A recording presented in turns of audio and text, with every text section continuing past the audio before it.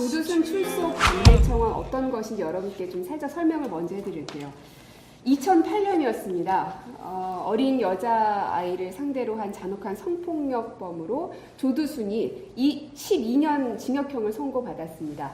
그래서 2020년 12월 출소를 앞두고 있는데요.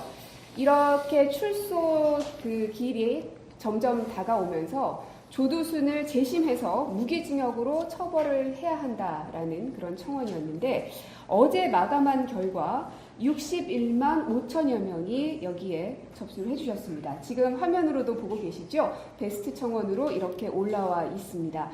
청와대 청원 접수 이후에 최다 청원을 기록하고 있고요. 물론 이 청원 기간이 한 달로 제한되기 이전에 올라온 청원이라서 3개월간 진행이 되긴 했습니다. 하지만 61만여 명이라는 숫자는 굉장히 큰 수치고요. 그만큼 많은 분들이 이 청원에 대해서 공감하고 있고 또 궁금해하고 있다는 뜻이기도 할 것 같습니다. 네, 많은 분들이 이 청원에 대해서 분노하시고 또 깊이 공감하시는 것 같아요. 일단 저 역시 이 청원 참여자들의 그 분노에 깊이 공감합니다. 일단 본격적인 얘기 이전에 어떻게 해서 이런 잔혹한 범죄를 저지른 사람에게 고작 징역 12년만 선고되었는지에 대해서 좀 설명이 필요한 것 같습니다. 네. 당시에 수사 담당 검사가 성폭력 특별법이 아니라 형법을 적용하는 오류를 범했습니다. 그 후에 공판 담당 검사는 항소를 포기했습니다. 물론 이후에 두 검사는 징계를 받습니다. 그리고 법원은 그 무기징역형과 유기징역형 중에서 일단 무기징역을 선택을 합니다. 그렇지만 조두순이 범행 당시에 만취해서 심신미약 상태였다는 점을 인정해서 12년형의 유기징역을 선고하게 됩니다. 네. 이렇게 해서 그런 지금 12년의 결과가 나왔던 것이죠. 물론 이제 법률적으로 보게 되면 당시에 그 성폭력 특별법을 적용을 하고 항소를 했더라도 당시 형법으로는 유기징역의 상한선이 15년이었기 때문에 유사한 선고형이 내려졌을 것이라고 예상은 하고 있습니다.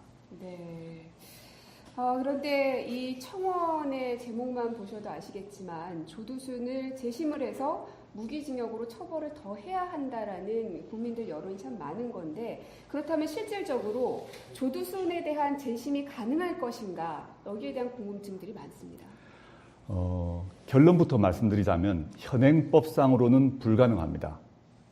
이러한 저의 발언에 대해서 매우 실망스러우시겠지만 현행법상으로는 불가능한 점을 어쩔 수 없이 말씀드리겠습니다.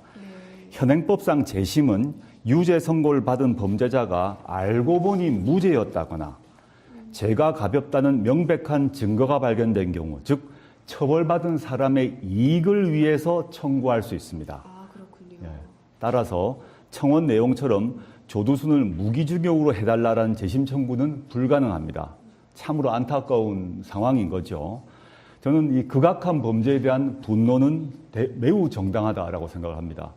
그렇지만 그 분노의 해결은 법치주의적 원칙에 따라야 하기 때문에 현행법을 현재로는 존중할 수밖에 없는 상황이다라는 점 말씀드리고 싶습니다. 네, 말씀하신 대로 분노가 크다고 해서 또 법을 무시할 수도 없는 것이니까요. 하지만 또 일견 걱정이 되는 것이 이 범죄자가 출소한 후에 아무런 제약 없이 자유롭게 다녔을 때 피해자가 다시 한번 보복을 당하는 것이 아닌가라는 두려움이 있고요. 또 아이를 키우는 부모님들, 또 여성들 굉장히 걱정도 많고 불안함도 상당히 크거든요. 물론이죠. 그런 걱정과 우려 충분히 이해를 하고 있습니다. 그렇다면 현재 상황에서 조두순에게 어떠한 그런 조치가 가능한지에 대해서 말씀드리겠습니다. 네. 현재 조두순은 전자팔찌라는 위치 추적 장치를 7년간 부착해야 하고 5년간 신상 정보를 공개해야 합니다. 이건 이미 정해져 있는 네, 거죠? 정해져 있습니다. 그래서 전자발찌 부착 시에 반드시 법무부의 보호관찰을 받아야 합니다. 물론 이것만으로는 충분하지 않을 것인데 그렇지만 특정 시간 외출 제한, 특정 지역 및 장소 출입 금지, 주거 지역 제한, 피해자 등 특정인 접근 금지 등이 가능합니다. 필요한 경우에 전자발찌 부착 기간을 계속 연장할 수도 있습니다. 정부는 조두순이 피해자 또는 잠재적 피해자 근처에서 돌아다니는 일은 반드시 막도록 하겠습니다. 물론 전자발찌를 부착하고도 범죄를 저지른 사람들이 있습니다. 조두순 역시 그렇게 할 가능성도 있습니다. 그럴 경우에 근래에 있었던 사건인데요. 전자발찌를 찬 상태에서 9살 아동을 성추행한 사건이 발생했는데 네. 지난달에 법원이 징역 15년을 선고하는 등 매우 엄중한 처벌이 이루어지고 있습니다. 그리고 조두순 같은 이러한 중요한 범죄자에 대해서는 전담 보호관찰관이 지정될 것입니다. 그래서 1:1 전담 관리를 24시간 할 수 있습니다. 물론 영구 격리된다거나 재심을 통해서 다시 무기징역을 받아서 감옥으로 돌아가지는 못하지만 이러한 방식의 관리와 통제, 감시가 이루어질 것으로 예상하고 있습니다. 네, 말씀하신 것처럼 철저한 관리를 통해서 또 다른 피해자가 양산되지 않도록 해야 할 것입니다. 이 조두순 사건이 우리 사회에 던졌던 충격은 굉장히 큽니다. 지금 많은 시간이 지났음에도 불구하고 지금도 또 그 똑같은 분노 혹은 더 큰 분노들이 오르는 것이 사실이기도 한데요. 이 아동 성범죄에 대해서 처벌을 강화해야 한다는 요구 또한 커지고 있습니다. 그렇습니다. 저 역시 조두순 사건을 접했을 때 저 역시 개인적으로 매우 충격이었습니다. 그 뒤로 그 법원이든 국회든 다 노력을 해서 네. 아동 성범죄자에 대한 처벌 강화, 재범 방지 등을 위해서 각종 법률이 개정됩니다. 그리고 판사분들이 형을 내릴 때 반드시 참조해야 하는 대법원 양형 기준이 2011년 엄격해집니다. 네. 개인적으로는 이제 제가 2009년부터 2년간 바로 이 양형 기준을 만드는 대법원 양형위원이었습니다. 그래서 이 엄격화된 양형 기준을 만드는 데 참여한 바도 있습니다. 그리고 13세 미만 대상의 성범죄자에 대한 양형 기준은 2009년 이후로 감경 요소는 제한하고 가중 요소는 늘리는 방향으로 계속 엄격화되었다는 점도 말씀드리고 싶습니다. 네, 그러니까 지금은 법률이 이제 많이 개정이 네, 된 네. 것이죠. 그 사건 이후로. 근데 조금 전에 그 감경 요소에 대해서 언급을 해주셨는데 저희 그 청와대 홈페이지에 올라온 청원 가운데 하나가 또 주취 감형 폐지 청원입니다. 그러니까 술에 취해서 죄를 저질렀을 경우에 형을 깎아줘서는 안 된다라는 그런 청원인데요. 이게 4일에 마감이 됐는데 21만 6천여 분께서 공감을 또 해주셨습니다. 오늘 청원과도 좀 관련이 있을 것 같아서 여기에 대해서도 좀 답변을 부탁드립니다. 예, 현행법상 주취 감형이란 규정 그런 용어는 없습니다. 다만 심신미약 또는 심신상실로 인한 감경 규정이 있고 장량 감경 규정이라는 것이 있어서 음주를 했을 경우 형을 감경하는 그런 조항이 있습니다. 네. 근데 이 조항은 음주로 인한 감경을 목적으로 한 것이 아니라 통상적인 일반적 감경 규정이기 때문에 그 자체를 바로 삭제하는 것에 대해서는 신중한 논의가 필요합니다. 그렇겠네요. 예를 들어서 네. 장기간의 상습적인 심각한 가정폭력을 당한 어떤 여성이 화가 나서 술을 마시고 술 취한 상태에서 가정폭력 가해 남성을 살해했다. 그러면 무조건 감경하지 않아야 될까? 그렇지 않을 것입니다. 또 우리 주위에 보게 되면 술 마시고 싸워서 서로 폭행이나 상해를 입힌 경우가 많이 발생합니다. 그 경우 무조건 엄벌해야 되는지, 그런 사람이 합의한 경우도 감경을 시켜주지 말아야 되는지 이런 문제가 발생합니다. 그래서 일률적으로 그 조항을 삭제해서 감경을 금지하는 것은 곤란합니다. 그렇지만 많은 국민들이 분노하듯이 이 문제를 다른 방식으로 역시 해결을 해야 합니다. 네. 그 조두순 경우에 있어서 보게 되면 술에 취하여 사물을 변별하거나 의사를 결정할 수 있는 능력이 미약한 상태라는 것이 인정되었습니다. 바로 이 문제 때문에 이후 성폭력특별법이 개정되어서 음주 또는 약물로 인한 심신장애 상태에서 성범죄를 범한 경우에는 감경 규정을 적용하지 않을 수 있도록 법이 개정되었습니다. 그래서 이제 그때 이후부터는 술을 먹고 성범죄를 저지른다고 해서 봐주는 일은 사실상 불가능합니다. 법원의 양형도 역시 마찬가지로 엄격해지고 있습니다. 아까 말씀드렸듯이 2011년 3월 음주 또는 약물로 인한 만취 상태에서 성범죄를 범한 경우 양형 기준이 강화되었습니다. 의도적으로 형의 감경을 노리고 만취 상태에서 성범죄를 저지른 경우 네. 법원이 적용하고 있는 양형 기준표상 오히려 형의 가중 요인이 되고 있습니다. 향후 이러한 끔찍한 일은 다시 발생해서는 안 됩니다. 그렇지만 서로 발생하더라도 조두순과 같이 가벼운 형을 받는 일은 없을 것이다 라고 저는 예상하고 있습니다. 네.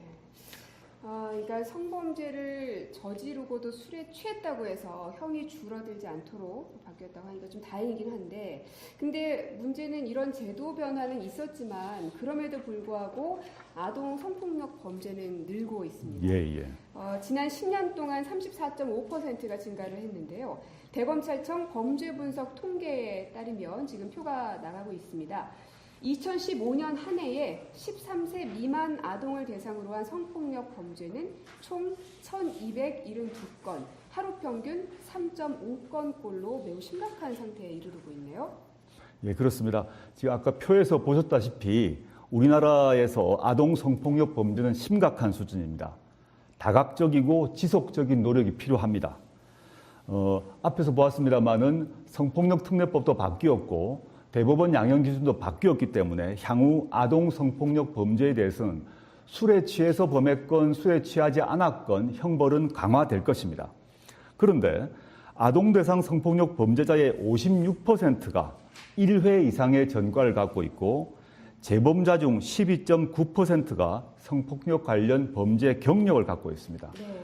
이 점에서 이 사람들을 처벌하는 것 외에 어떻게 이 사람들을 관리하고 교정하고 교화할지가 중요합니다. 그렇죠. 왜냐하면 계속 재범을 하고 할 것 같으니까 말입니다. 네네. 그래서 그 현행법의 원칙을 준수하면서도 아동 성범죄 방지를 하는 것이 매우 중요하다 생각하고 있습니다. 또 다른 한편 지난번 소년법 폐지 시에도 제가 답변을 드렸습니다마는 가해자에 대한 처벌과 동시에 피해자에 대한 보호, 지원이 매우 중요합니다. 이후에 조두순 사건 이후에 성폭력 전담 수사 부서와 재판부도 생겼고 피해자에 대한 보호와 지원도 훨씬 강화되었습니다. 네. 피해자를 위한 법률 상담, 수사 지원 외에 피해 아동 청소년의 신체적, 정신적 회복을 위하여 피해 아동 청소년 및 보호자, 형제, 자매에게 상담 치료 프로그램을 제공하고 있습니다. 그리고 성폭력 피해 상담소, 성폭력 피해자 보호시설 등을 운영하면서 보호 비용을 지원하고 있습니다. 또한 피해자나 가족 구성원에 대한 전학 및 편입학 등 취약 지원 및 피해자 보호자에 대한 취업 지원도 하고 있습니다. 제가 다시 한번 말씀드리는 것은 가해자를 어떻게 처벌할 것인가, 그리고 가해자가 재범 저지르는 것을 어떻게 예방할 것인가와 동시에 피해자를 어떻게 보호할 것인가도 같이 생각하면 좋겠습니다. 네, 참 정부의 역할이 어렵지 않을 수가 없습니다. 네, 오늘 조수선과 함께 조두순 출소 반대 청원 그리고 주치감경 폐지 청원에 대한 답변을 쭉 들어봤는데요. 글쎄요, 여러분들이 듣고 싶었던 답변이었다 하는 분도 계실 테고 아니면 부족하다라는 분도 계실 테고 오히려 시원하지 못했다라는 여러 가지 의견도 있을 수 있습니다. 하지만 이 사안들에 대해서 답변을 준비하기 위해서 많은 부서의 분들이 한자리에 모여서 여러 차례 논의를 했습니다. 그 논의를 통해 앞으로의 정책 방향은 어떻게 해야 될 것인가, 또 국민들을 향한 국가의 역할은 무엇이 돼야 할 것인가에 대한 고민 또한 진행이 됐습니다. 여러분들께서도 함께 앞으로의 국가는 어떻게 가야 될 것인가, 또 사회 구성원인 우리들은 어떻게 해야 될 것인가 함께 고민했으면 좋겠습니다. 자, 또 많은 분들이 글을 남겨주셨는데, 먼저 김규도님 페이스북으로 댓글을 남겨주셨는데요. 그럼 얼굴이라도 공개해 주세요. 먼저 이거부터 보겠습니다. 김기도님께서 얼굴이라도 공개해 주세요 라는 의견입니다. 이건 어떤가요? 그러니까 그 범죄자에 대한 얼굴, 신상 정보를 말을 하는 것 같아요. 그러니까 아까 말씀드렸듯이 5년간 신상 정보가 공개되기 때문에 그 신상 정보에는 얼굴이 포함될 것입니다. 그럼 누구나 그 얼굴을 볼 수 있는 거고 검색을 통해서 확인하실 수 있습니다. 그렇군요. 그리고 또 유튜브를 통해서 박성환님께서는 음주가 심신미약에 안 들어가게 법을 바꾸고 더 가중처벌되게 법을 바꿔주세요. 법을 바꿔달라는 또 법 바꾸는 것에 이러한 관련의 법 개정과 관련해서 이미 법 개정안이 이제 제출되어 있는데요. 국회에서 논의할 것이라고 봅니다. 저희는 이제 행정부 입장에서 보면 네. 법 개정을 하라 마라 할 수는 없습니다만은 아까 말씀드렸듯이 이미 바뀐 법률이 있고 그 다음에 대법원 양형 기준에 따라서 과거보다 훨씬 엄격한 처벌이 내려지고 있습니다. 물론 지금 말씀하셨듯이 이제 그 법 폐지의 문제는 국회의 몫이기 때문에 그렇죠. 현재 개정안이 제출되어 있으니까 뭐 네. 공청회 등을 통해서 활발한 논의가 있을 것이라고 기대하고 있습니다. 네, 그렇기 때문에 또 삼권 분립이 정확하게 네네. 되어야 하는 것이고요.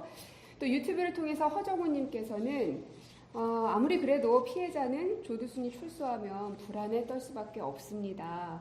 아마 많은 분들이 여기에 대해서 공감을 하셨던 것 같아요.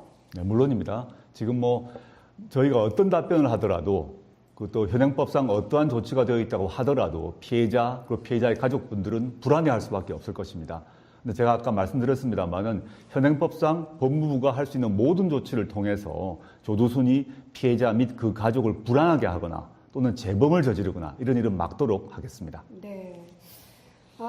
그 피해자분은 지금 어떻게 생활하고 계신지 이런 것도 좀 궁금한데 혹시 아시는 게 있으십니까? 피해자분이 이번에 수능 시험을 보았습니다. 지금 이제 피해자께서 얼마나 많은 상처를 입으셨겠습니까? 그렇지만 이번에 수능 시험을 잘 보셨으리라고 저는 기대하는데요. 네. 이번 시험 이후에 피해자께서 자신이 입은 피해에 굴하지 않고 자신의 삶의 당당한 승리자가 될 것을 기대합니다. 그리고 또 믿어 의심치 않습니다. 국민 여러분께서도 이 피해자분이 자기 삶의 승리자가 되기를 모두 힘을 합쳐서 좀 이렇게 기도해 주시고 믿어 주시고 성원해 주시면 좋겠습니다. 네. 어떤 큰 한 사건이 났을 때 이것은 남의 일이다라고 치부할 것이 아니라 내 가족의 일이고 내 친구의 일이라고 생각을 하면 훨씬 그 이해하는 정도도 달라지는 것 같습니다. 그래서 대한민국을 만들어가는 것, 이끌어가는 것, 방향을 잡아가는 것 모두가 국민 여러분들과 함께 해야 할 일이 아닌가 생각이 듭니다. 네, 오늘 이렇게 직접 나와주셔서 꽤나 긴 시간 동안 답변해 주셔서 정말 감사드립니다. 이제 점심시간인데 식사는 하시죠? 네, 그래야죠. 건강은 하십니까?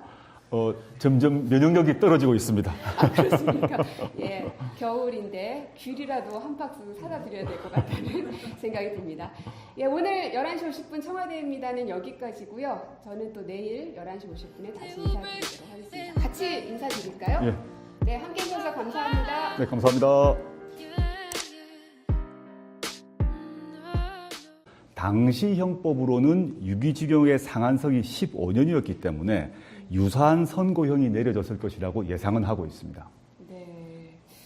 그런데 이 청원의 제목만 보셔도 아시겠지만 조두순을 재심을 해서 무기징역으로 처벌을 더 해야 한다라는 국민들 여론이 참 많은 건데 그렇다면 실질적으로 조두순에 대한 재심이 가능할 것인가 여기에 대한 궁금증들이 많습니다. 결론부터 말씀드리자면 현행법상으로는 불가능합니다. 이러한 저의 발언에 대해서 매우 실망스러우시겠지만 현행법상으로는 불가능한 점을 어쩔 수 없이 말씀드리겠습니다. 현행법상 재심은 유죄 선고를 받은 범죄자가 알고 보니 무죄였다거나 죄가 가볍다는 명백한 증거가 발견된 경우, 즉 처벌받은 사람의 이익을 위해서 청구할 수 있습니다. 아, 그렇군요. 따라서 청원 내용처럼 조두순을 무기징역으로 해달라는 재심 청구는 불가능합니다. 참으로 안타까운 상황인 거죠 합니다. 이건 이미 정해져 있는 네, 정해져 있습니다. 그래서 전자발찌 부착 시에 반드시 법무부의 보호관찰을 받아야 합니다. 물론 이것만으로는 충분하지 않을 것인데 그렇지만 특정 시간 외출 제한, 특정 지역 및 장소 출입 금지, 주거 지역 제한, 피해자 등 특정인 접근 금지 등이 가능합니다. 필요한 경우에 전자발찌 부착 기간을 계속 연장할 수도 있습니다. 정부는 조두순이 피해자 또는 잠재적 피해자 근처에서 돌아다니는 일은 반드시 막도록 하겠습니다. 물론 전자발찌를 부착하고도 범죄를 저지른 사람들이 있습니다. 조두순 역시 그렇게 할 가능성도 있습니다. 그럴 경우에 근래에 있었던 사건인데요. 전자발찌를 찬 상태에서 9살 아동을 성추행한 사건이 발생했는데 네. 지난달에 법원이 징역 15년을 선고하는 등 매우 엄중한 처벌이 이루어지고 있습니다. 그리고 조두순 같은 이러한 중요한 범죄자에 대해서는 전담 보호관찰관이 지정될 것입니다. 그래서 1대1 전. 자, 그럼 조두순 출소 반대 청원 어떤 것인지 여러분께 좀 살짝 설명을 먼저 해드릴게요. 2008년이었습니다. 어린 여자아이를 상대로 한 잔혹한 성폭력범으로 조두순이 12년 징역형을 선고받았습니다. 그래서 2020년 12월 출소를 앞두고 있는데요. 이렇게 출소 그 길이 점점 다가오면서 조두순을 재심해서 무기징역으로 처벌을 해야 한다라는 그런 청원이었는데 어제 마감한 결과 61만 5천여 명이 여기에 접수를 해주셨습니다. 지금 화면으로도 보고 계시죠? 베스트 청원으로 이렇게 올라와 있습니다. 청와대 청원 접수 이후에 최다 청원을 기록하고 있고요. 물론 이 청원 기간이 한 달로 제한되기 이전에 올라온 청원이라서 3개월간 진행이 되긴 했습니다. 하지만 61만여 명이라는 숫자는 굉장히 큰 수치고요. 그만큼 많은 분들이 이 청원에 대해서 공감하고 있고 또 궁금해하고 있다는 뜻이기도 할 것 같습니다. 네, 많은 분들이 이 청원에 대해서 분노하시고 또 깊이 공감하시는 것 같아요. 일단 저 역시 이 청원 참여자들의 그 분노에 깊이 공감합니다. 어떤 본격적인 얘기 이전에 어떻게 해서 이런 잔혹한 범죄를 저지른 사람에게 고작 징역 12년만 선고되었는지에 대해서 좀 설명이 필요한 것 같습니다. 네. 당시에 수사 담당 검사가 성폭력 특별법이 아니라 형법을 적용하는 오류를 범했습니다. 그 후에 공판 담당 검사는 항소를 포기했습니다. 물론 이후에 두 검사는 징계를 받습니다. 그리고 법원은 그 무기징역형과 유기징역형 중에서 일단 무기징역을 선택을 합니다. 그렇지만 조두순이 범행 당시에 만취해서 심신미약 상태였다는 점을 인정해서 12년형의 유기징역을 선고하게 됩니다. 네. 이렇게 해서 그런 지금 12년의 결과가 나왔던 것이죠.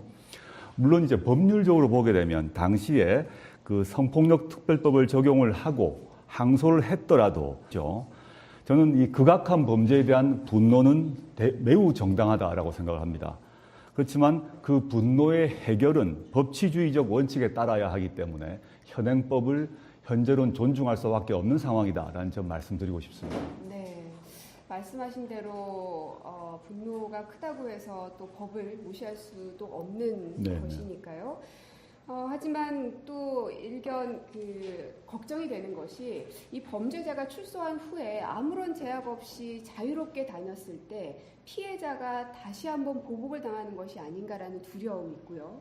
또 그 아이를 키우는 부모님들, 또 여성들 굉장히 걱정도 많고 불안함도 상당히 크거든요. 물론이죠. 그런 걱정과 우려 충분히 이해를 하고 있습니다. 그렇다면 현재 상황에서 조두순에게 어떠한 그런 조치가 가능한지에 대해서 말씀드리겠습니다. 네. 현재 조두순은 전자팔찌라는 위치 추적 장치를 7년간 부착해야 하고 5년간 신상 정보를 공개